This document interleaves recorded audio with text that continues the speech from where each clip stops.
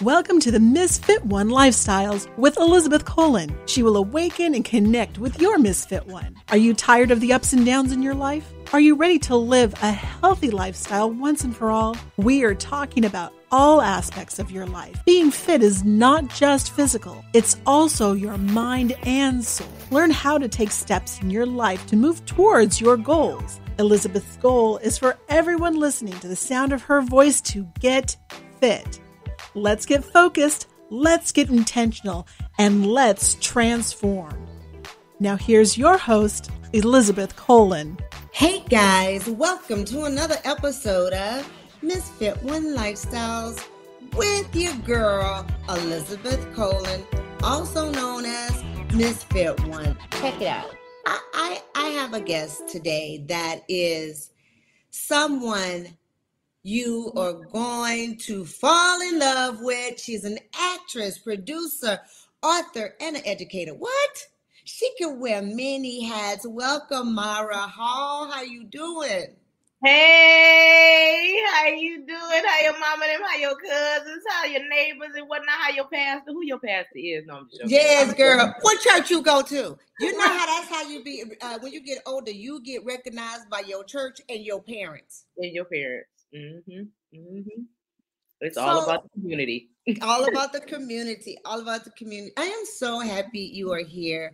We have so much to talk about. Yes, ma'am. I love it. I'm happy to be here too. Thank you so much for having me. My pleasure. My pleasure. But first of all, we got to talk about what's been going on with you lately. Just before we dig into the book, dig into all that, what's been going on with Mara? Well, after the global pandemic, it's just, really been a shift and a pivot of life and, trying to find what makes you happy, trying to find what makes you thrive. I am a single mom of a 4-year-old toddler. So that really, really takes a lot of my time. And she's so smart, so intelligent, so busy. I call her Marley, the Tasmanian toddler. So pretty much my days are centered around what she wants to do because she is my little boss. She is the boss of me. So aren't they all? And yes. Then you don't think it's going to end when they get to be an adult. No, then they get to a point where they think that they are your parent. Wow. So just wait for that. It's coming. Oh Lord. It's coming. Speaking of bosses, you were on some amazing shows. Thank you. And Grey's Anatomy is like, wow, right? Right. Can you tell us, how was that experience?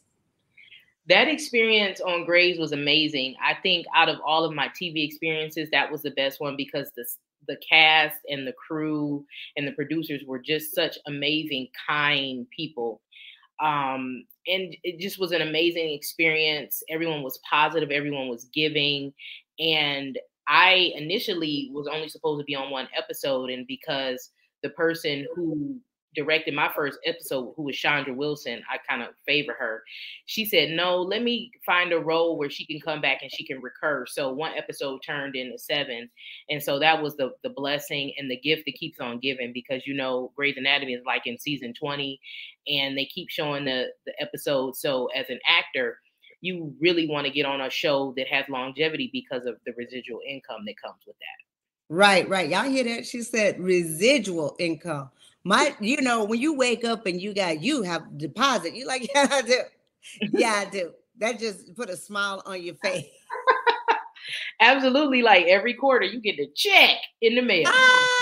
That's right, girl. Listen, you have done Grey's Anatomy, Saints and Sinners. What was your role like on Saints and Sinners? So Saints and Sinners was amazing too, because I had the privilege of playing the sister to the fabulous Kelly Price, and we played sisters in the choir. And I've been a fan of her since her first album, and just like fangirling over her. So being able to meet her and develop a relationship and a friendship with her was just an amazing experience. She's just a powerful, strong, amazing woman, and just that made that experience amazing with her. I just think it's so awesome because, You are in a lot of the shows we see, Mm-hmm. but we don't think about like, oh, right? Right. But now it's changing. Mm-hmm. Now is the time that we go, oh, I know her. Look, you know what I'm saying? Because I was like, oh Yeah. my God, I watch everything. And you That saw me she's before, you just didn't know. exactly. Exactly. Now we are like, oh, we know. Like when we see you, oh, that's Mara.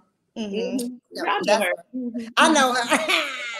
You know, and which is great. I am so proud of you. Thank Not you. only for all your acting and all of that, you're an advocate for education. Absolutely. So where did that love of education come from?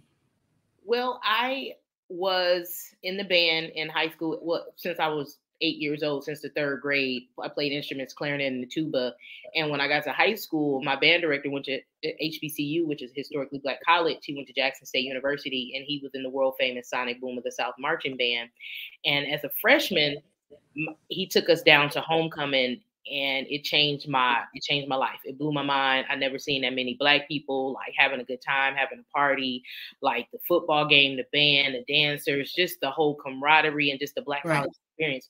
It really changed my life. And from there, I became a music education major and started teaching. And my passion was for kids and just pouring into them everything that was poured into me to make me the person that I am. Through the band is the reason why Mara is an actress, why Mara is on TV, the way that Mara, has an idea and will see it through fruition. So it's just the band brought my advocacy for music and for music education and lifting as I climb and giving back to my community. And music is so important to the soul, and it's crazy when the schools were trying to cut it out of the curriculum. I can't talk, but they were trying to cut it out, and I remember we were all fighting because it's like, come on, you need music. They need some sort of outlet. It teaches you more than just playing notes, like you just said. Had it not been for band, Mara wouldn't be acting. Mara wouldn't be an advocate for this. So it's like it moves literally your soul. Absolutely. It absolutely moves your soul. It calms the beast in us all. It teaches us discipline. It teaches us dedication. It teaches us work ethic.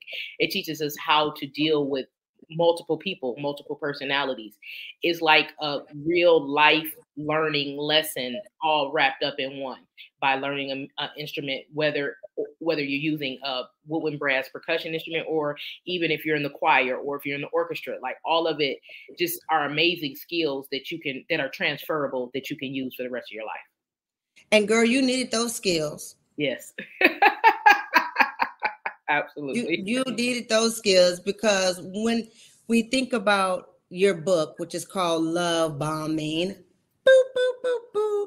It's one of the full, let me read the whole thing. Mm-hmm. Love Bombing, how to avoid narcissistic scammers and unlock the treasure of self-love. Oh my gosh. Yeah, it's heavy. Let's talk about the book. And first of all, I want to talk about the book. But before you do that, talk about how you came up with the book. So I came up with the book. I was in a tumultuous relationship with a narcissist during the COVID-19 pandemic. And before that, I didn't realize that I had dated narcissists, had been around narcissists all my life. So from that experience, it inspired me to write about all of the experiences that I had with narcissists and put it in one book, by way of what was happening with me in this relationship, which was the love bombing stage. That was the first term that I found out about, a tactic that narcissists use to gain control over you. And I didn't know what was going on. And I just started journaling about my experience, and that turned into a book. Okay, so for those of you who do not know what love bombing is, elaborate. So love bombing is a tactic that is commonly used by narcissists and non-narcissists, where someone, male or female, will inundate you with lots of affection, lots of compliments, lots of gifts, and it moves very, very fast. So an example of it is your spouse or your person will tell you, I love you, and they only known you for a week, or they want to spend the rest of their life with you, or they want to be a stepfather to your kids. They call you all the time. They text you all the time. You're on the phone with them, FaceTiming. It's just like, it's love overkill. And and it's a tactic because what happens is it's so fast, it's so furious, and it feels so good that you immediately become hooked to that person that is doing this to you. And after that happens, that's when the other stages of the narcissistic cycle start. You know, we've talked about that a few times, and I am going to keep bringing it up because narcissistic tendencies and abuse is real. We don't talk about that. We talk about physical abuse, and we talk about physical is the most. Yeah. We right. Especially in the Black and brown community, we don't talk about narcissism. We just say, oh, that's just the way they were. You know how Tyrone is. You know he mannish, or you know his mama raised him a certain way. You know he ain't have his daddy, so you know that's just how he is. But no, it's bigger than that. And you know what's really interesting to me is that when I was going through this, I thought I was in the twilight zone. I couldn't get out of it. It was a horrible experience. And when you're talking to your friends, they don't understand, or your parents, they're like, well, how did you just don't leave that person alone? And they don't understand. And then when I started, talking about all of this on my socials, people in my inbox, oh my God, my husband was a narcissist, my ex-husband, my mom, my dad, my sister, my cousin. And thank you for sharing this. I felt like I was alone because nobody talks about it. Right. And right here on Misfit One Lifestyles, this podcast, we are talking about it because I think that, I'm going to give you an example. I was in a physical abusive relationship, right? Mm-hmm. Then I met somebody who was trying to be, because once you learn the traits, you go, I'm not playing those games. Was trying to do that. And I was like, that's a form of abuse. I never put my hands on you. I said, you don't have to. Then they have the audacity to say, what would you rather? I'd rather none. How about that? We don't want any toxic relationship. So be gone. Right. Mm-hmm. Be gone. But a lot of times people stay in a narcissistic relationships because they feel it's not physical. Right. Have you seen that? Yes, time and time again, because it's not physical. And a narcissist usually they take advantage of empathic people, sensitive people, caring people who are very loyal. And so, but at the same time, people stay in these relationships because of the manipulation that narcissists do, the gaslighting, the ghosting, and it's a vicious cycle that keeps you coming back, where you can't leave because you're attached. And every time you try to leave, they're going to do some type of manipulation tactic to keep you there. They start bombing you again with that love. And that's exactly right. Gaslighting. That was one of the most looked up word last year. Oh, wow. That's another tactic that they use. Yeah. Can you talk about gaslighting? Mm-hmm. So gaslighting is another form of manipulation that narcissists use, where something is going on that they've done and you are questioning them about it, and they'll say, oh no, I didn't do that. They'll blatantly lie. No, you're imagining things. Oh no, I didn't go out at 5 o'clock. You didn't see me. Right. And you literally saw the person, but I opened the door for you at 5 o'clock so you could go out. What are you talking about? You didn't open the door for me. I wasn't there. Maybe it's just a figment of your imagination. So that's gaslighting. And they make you feel like you crazy. Yes, they make you feel like you're crazy, and then you question yourself. Yes. Mm-hmm. Yes. So listen, in your book, it's about Heather. Heather Moore is the main character, right? Right. And talk to me about her journey in the book. So Heather's journey is, she's on top of the world. She's a very fabulous and famous reality TV star, and she has an amazing career.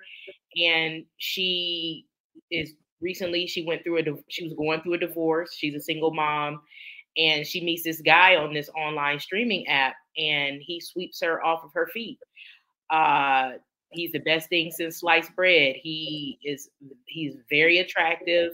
He's very suave and very debonair, and has his stuff together, and makes her believe that she is his queen and they're going to spend the rest of their life together. And she falls in love with him, and she thinks that he falls in love with her.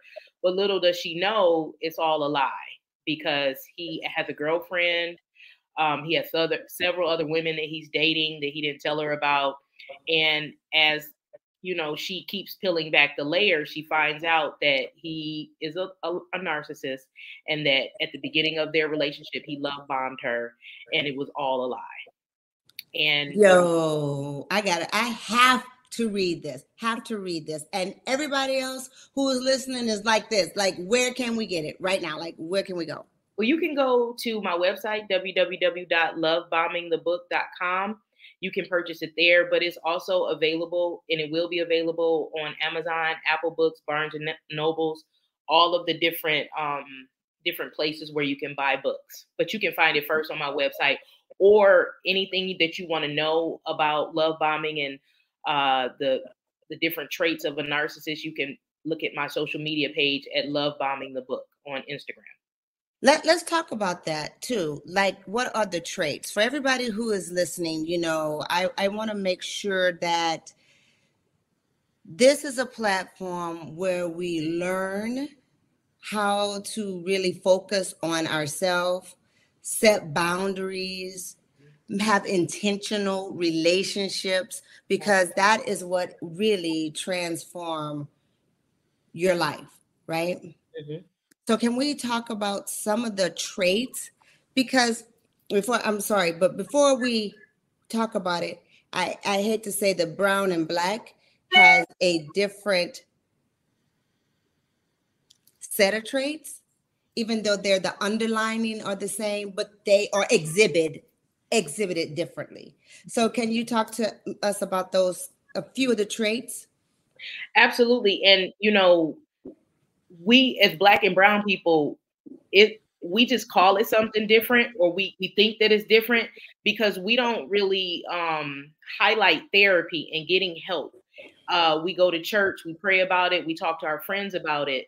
Whereas we're in an age now where it's okay to seek help to be better mentally. And so we just have to erase that stigma that we can't be mentally healthy in addition to being physically healthy. So the traits are the same, whether you Black, brown, blue. Narcissist is a narcissist. They Black, white, yellow, purple, it doesn't matter. They're all the same, and they do all of the same things. And those things are, one, love bombing. That's the first thing that they do.